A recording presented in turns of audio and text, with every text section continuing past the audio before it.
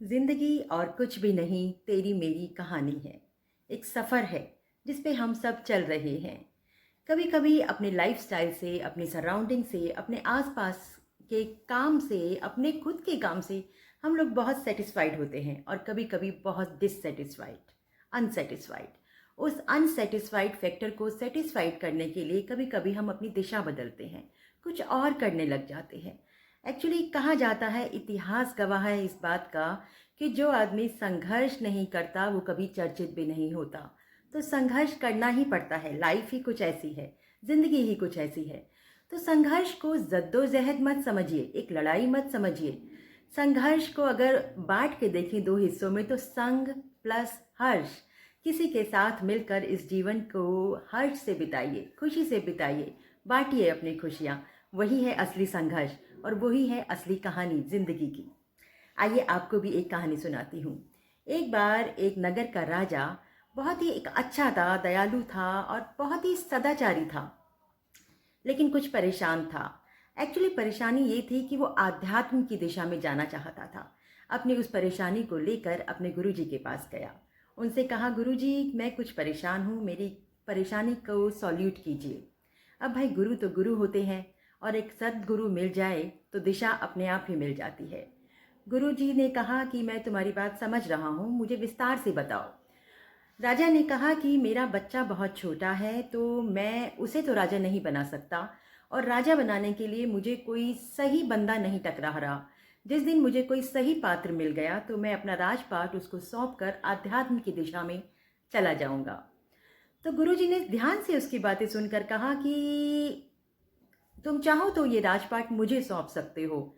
अगर तुम्हें विश्वास है तो शायद मुझसे अच्छा पात्र तुम्हारी नज़र में कोई नहीं होगा, जो इस राजपाट को बहुत अच्छे से, शायद तुमसे भी ज़्यादा अच्छे से संभाल पाएगा।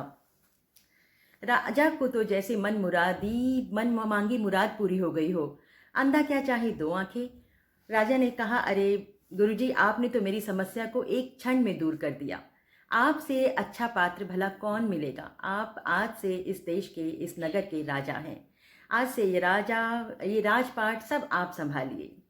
तो मैं चला जाऊंगा अब।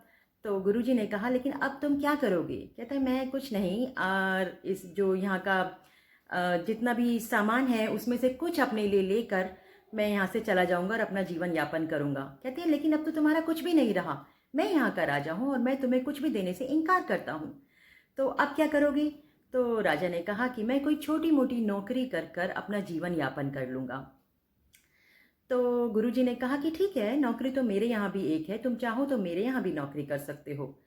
राजा जी ने कहा कि अरे गुरुवर, आपने फिर मेरी प्रॉब्लम को ख़त्म करने की कोशिश की है। मैं बिल्कुल, मुझे कोई भी किसी भी तरह की नौकरी आपके यहाँ हो तो मुझे दे दीजिए। तो उसने कहा, ठीक है, मेरे यहाँ राजा की नौकरी खाली है, तुम चाहो तो वो नौकरी कर सकते हो और हर महीने तुम अपनी तनख्वाह वहाँ से ले सकते हो और इस राजपाट को संभालो। तुम्हारे ऊपर मैं सुपरवाइज करूँगा तुमको, लेकिन अब ये तुम्हारी नौकरी है। तो राजा ने नौकरी की तरह उस नगर के राजा का कार्यभार संभाल लिया और उसे संभाला। करीबन साल भर के बाद गुरुजी लौट कर आए तो देखा राजा बहुत खुश था। एक्चुअली उसकी मन मांगी मुराद पूरी हो गई थी। आध्यात्म की दिशा में भी वो बढ़ गया था आगे, और राजा का जो कार्य है, वो राजपाट है, वो भी बहुत अच्छे से संभाल रहा था। एक्चुअली देखा जाए तो क्या बदला। राजा वही, राज्य वही, लेकिन बदला तो सिर्फ दृष्टिकोण, सिर्फ और सिर्फ दृष्टिकोण।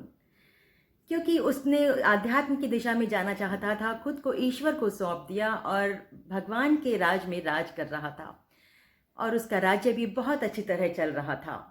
तो यही होता है ज़िंदगी में भी, अगर हम अपना दृष्टिकोण बदल लें जीवन के प्रति, अपने कार्यों के प्रति, तो शायद ज़िंदगी में बहुत आगे चले जाएं, बहुत तरक्की कर लें।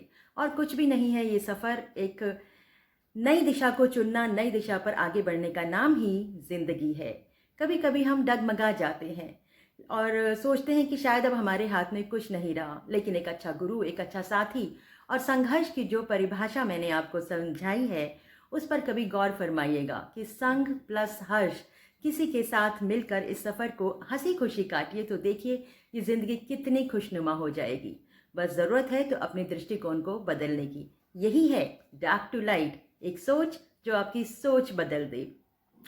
एक्चुअली जो प्राप्त होता है वही पर्याप्त होता है।